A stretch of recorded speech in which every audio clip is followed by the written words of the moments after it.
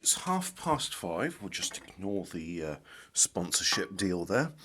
5:30? No, it's 12:30. And it is not very warm today. It is not very warm at all. So normally I don't get a fire going until it's dark out. But my breakfast was a pint of milk, and I not exactly a warming breakfast. This looks pretty good to me. I need to get some more wood in because look, I don't see any wood here. Maybe, hopefully, if one's lucky. You know what? Focus on one thing at a time. Let's get the fire going, then we'll have a rummage around for some wood.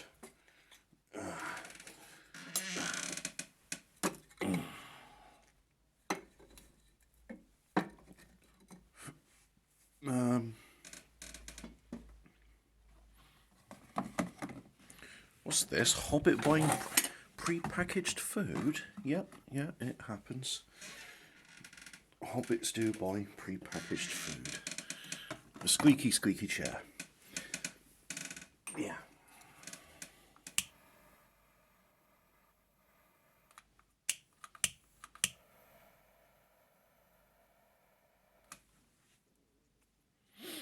I've got it set to maximum. Maximum should be like a foot-long flame. That would be cool. And Jam Roly Poly's doing better than Jaffa Cakes today. Let's have a look. Got a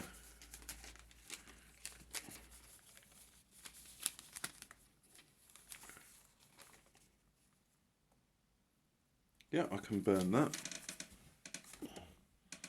Just making sure there wasn't anything interesting on it. There wasn't. Right, so it's that thermal paper.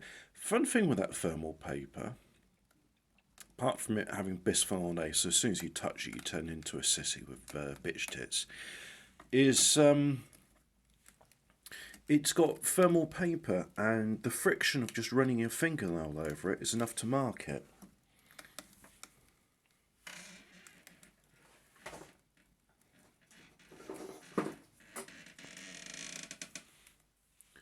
This is an interesting bit. I think it's a stealth profile. Why is my voice gravelly today? Oh, I don't know. I ought to have a smoke. That'll smooth it out, yes. Although, I'd rather not. I don't have the money to go buying tobacco right now. And, well, put it this way, I buy 2 ounces of tobacco in a year. And it's getting to that point where my last ounce is running out. Yep.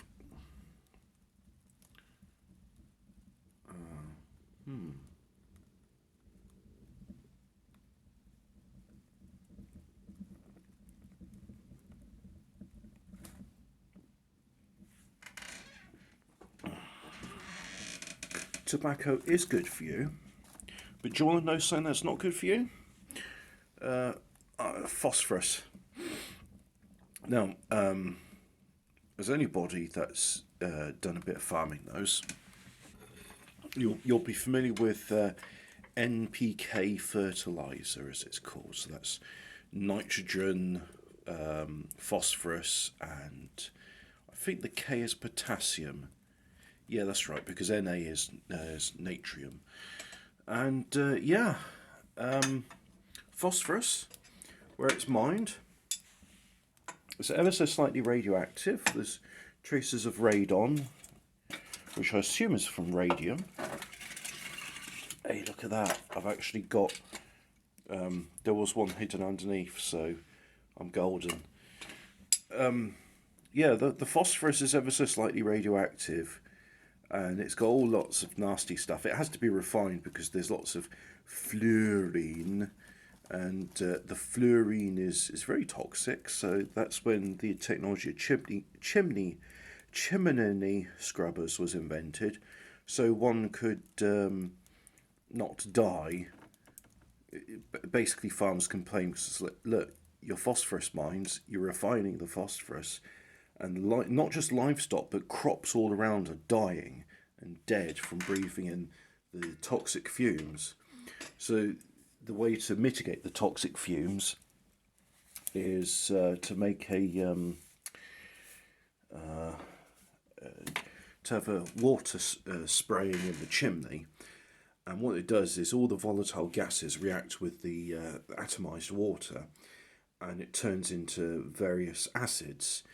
One of the main one being hydrofluoric and hexafluorosilicic acid. And this toxic waste is then put into municipal water supplies, and it's said to be good for your teeth. But I'm telling you now, any acid, any dentist will tell you, it doesn't matter what the acid is, it's not good for your teeth. I mean, there could be arguments that, oh yes, well, calcium fluoride, when deposited topically on enamel, can strengthen it, or well, make it harder, which makes it more brittle. But no arguments can be made for hexafluorosilicic acid is good for teeth. It's not. It causes osteoporosis as well, but hey ho. Hydrofluoric acid and hexafluorosilicic acid are also used to make a catalyst agent called cryolite. Cryolite is aluminium fluoride. Hey, chemists, down in the comments, tell me, well, actually, you're wrong, and it's not that, it's done this way.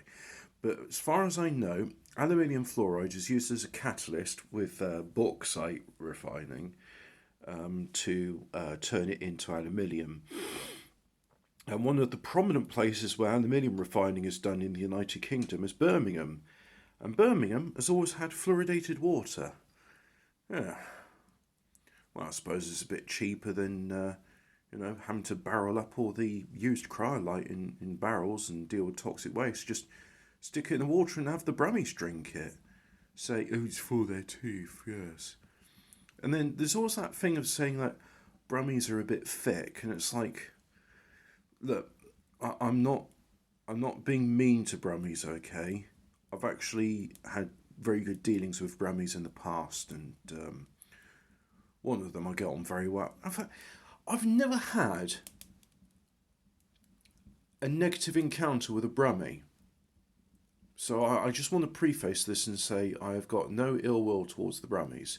However, you are being poisoned, and when you consume fluoride and toxic waste, it causes retardation, and I don't think this should be a controversial statement to make, but there you have it. In a world of universal deceit, when you tell the truth, you tend to get in trouble for it, tend to get told off. But that's okay, because my videos are limited by nature, if not inherently, then implicitly. So it doesn't matter what I say. It's not really going to cause any major controversies. Anyway, it's just a comfy.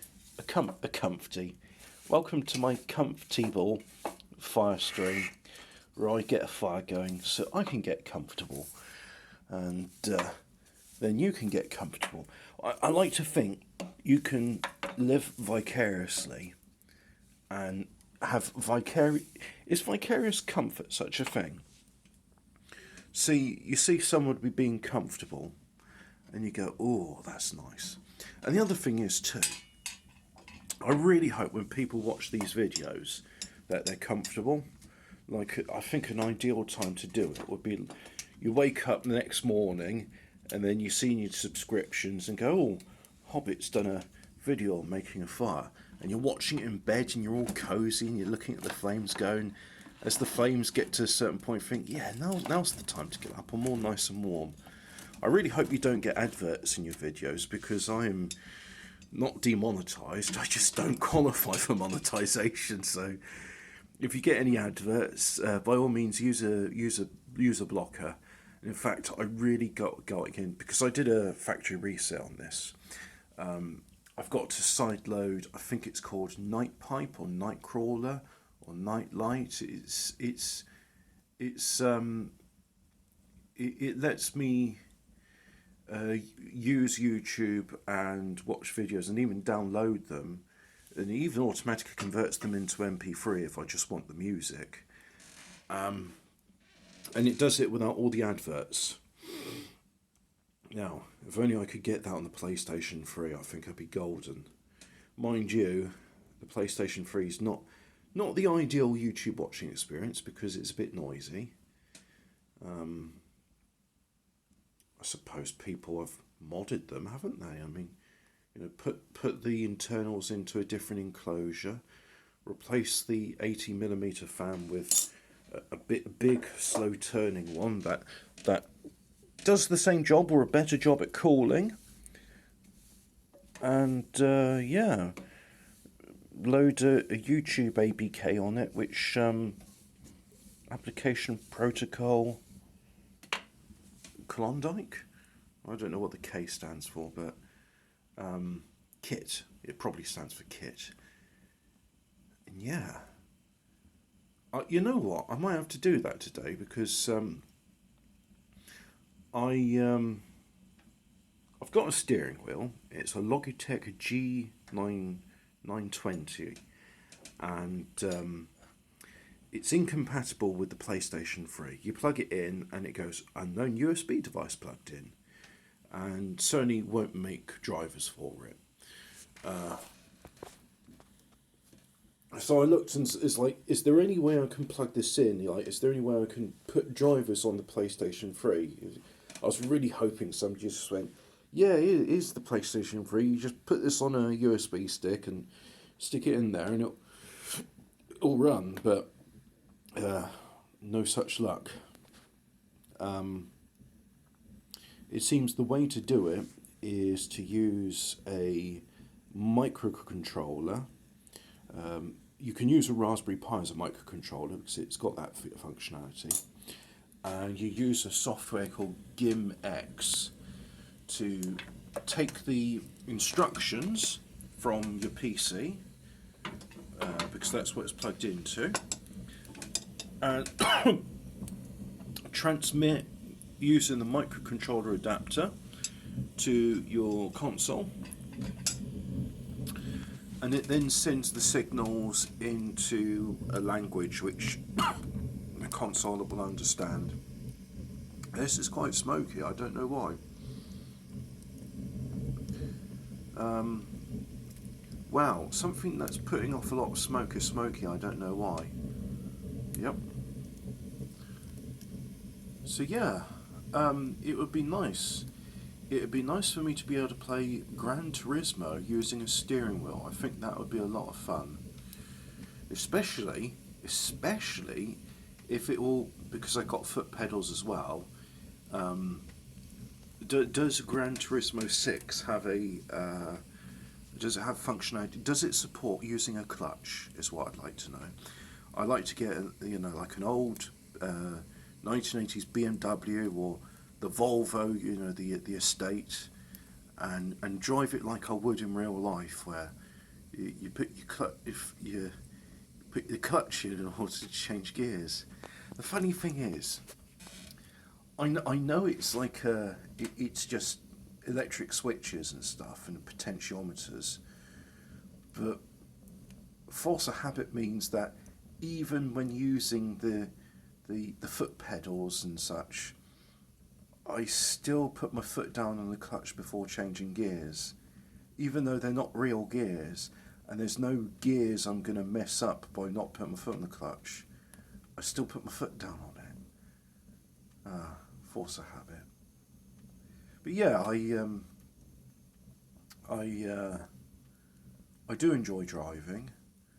I'm not particularly fast, not like what I used to be, and yeah, but I still enjoy it. I always thought it was quite good of me. They had the Nissan GTR Academy event on the thing, and you were given this car. Couldn't modify it. Well, could you modify it? I don't know. Anyway, point being, you're given a Nissan GTR and you're given this race course, and think the time you're supposed to do it to get gold was something like 2 minutes and 30 seconds. When I started, I think I was around about 3 minutes. The world record was 2 minutes 16. And after practicing this dozens of times, I think I got my speed down to 2 minutes 41 seconds, which, you know, is not near a professional standard. To shave off 19 seconds from my lap time, when the top score is 2 minutes 16, I think it was pretty good. And you could even load up the Ghost replay, and I was looking and I thought, well, you're in the same car as me, and we're in the straight line, and yet somehow you're in the straight line and you're accelerating off. I don't get it. Maybe something to do with gear shifting. I've switched from manual to automatic, and my lap times were faster because I wanted to just concentrate on learning the track. And then I moved back to manual, and I wasn't getting any faster.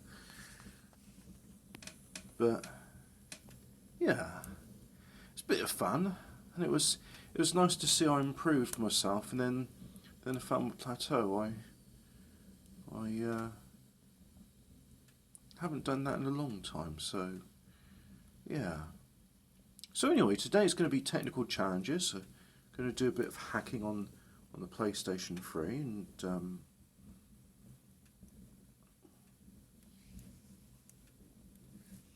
but before I do any of that, I'm going to eat. I've got my leftover stew in the oven, along with the jam roly-poly, and I'm going to heat up some custard as well. So it'll be breakfast will be stew, followed by a dessert of pudding. Should be very nice. Yeah. Speaking of very nice, this fire's very nice. Look at that. We've gone up a whole 0.7 degrees. Sorry, I was just thinking, what was the I think it was 16.5 when it started, and it's now 17.2. Yeah, so we've gone up 7/10 of a degree, and I must admit, with this infrared heat that's coming off, it feels like more. However, that's it.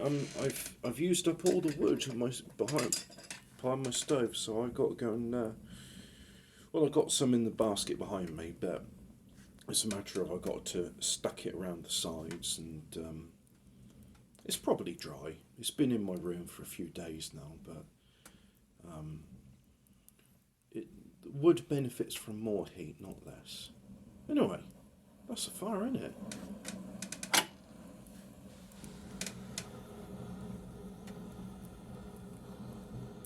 Look at that. Look at that. That's hissing out plumes of flame. Why no?